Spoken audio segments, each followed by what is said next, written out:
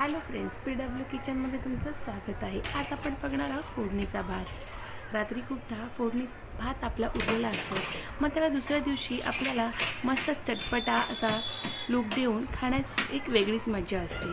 तर हा रात्रीचा उरलेला भात फोडणी कशी करायची हे आपण बघणार आहोत। तर तुम्ही जर चॅनलवर नवीन असाल तर चॅनलला लाईक करा, कमेंट करा, शेअर करा आणि सबस्क्राईब करायला विसरू नका। चला तर मग आता आपण बघूया फोडणीचा भातची रेसिपी।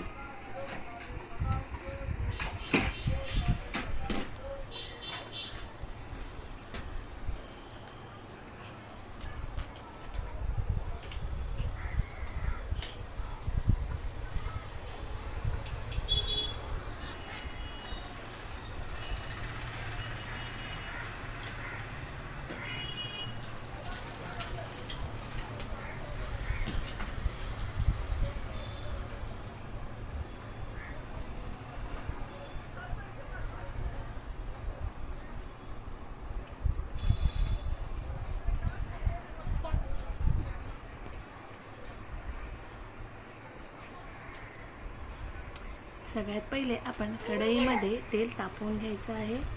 कमी जास्त तेलाचं प्रमाण हे तुम्ही घेऊ शकता। तेल तापून झाल्यानंतर त्याच्यामध्ये आपल्याला जिरे आणि मोहरी तळकल्यानंतर आपण त्याच्यामध्ये घालणार आहोत 2 तेजपत्ता। तेजपत्ता ऑप्शनल आहे। तेजपत्ता त्यानंतर घालणार आहोत कढीपत्ता। कढीपत्ता थोडा चटकला की त्याच्यानंतर आपण त्याच्यामध्ये घालणार आहोत दाणे, उडदाची डाळ।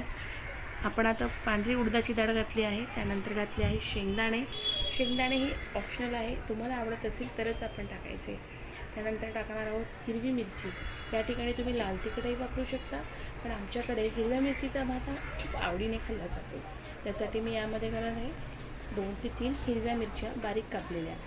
त्यानंतर हे छान तळून झाल्यानंतर एकजीव करायचं आहे आणि त्यानंतर थोडंसं हिंग फ्लेवरसाठी हिंग घातल्याने आपल्याला त्रास होत नाही, ॲसिडिटी वगैरे होत नाही। त्यानंतर लांब चिरलेला कांदा शक्यतो लांब चिरूनच घालायचा, जो भातामध्ये छान असा दिसतो आणि तोंडाखाली आल्यावर एक वेगळीच चव त्या कांद्याची आपल्याला लागत असते।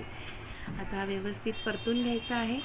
छान असा गोल्डन ब्राऊन होईपर्यंत आपल्याला हा भाताचा कांदा परतून घ्यायचा आहे। असं व्यवस्थित आपण एकजीव हा कांदा करून घेणार आहे।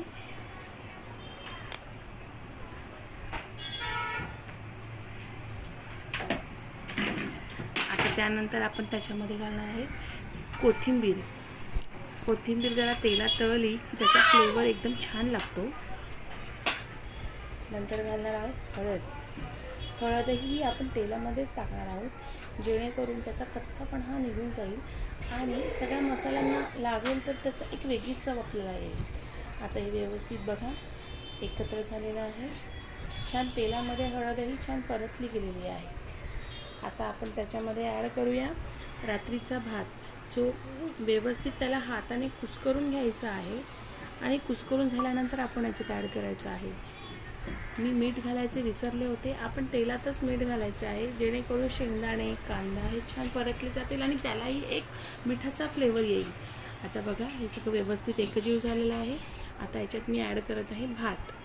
हा भात आता मी हाताने याला मोडून घेतलेला आणि आता याच्यामध्ये टाकत आहे। आता व्यवस्थित आपल्याला मसाले आणि हा भात एकत्र एकजीव होईपर्यंत याला आता मिक्स करून घ्यायचा आहे छान असा। आणि जर तुम्हाला मिठाचं प्रमाण किंवा तुम्हाला मिरची न घालता भात करायचा असेल तर तुम्ही या ठिकाणी लाल तिखटही घालू शकता, ऑप्शनल आहे। आमच्याकडे पिवळा भात खाल्ला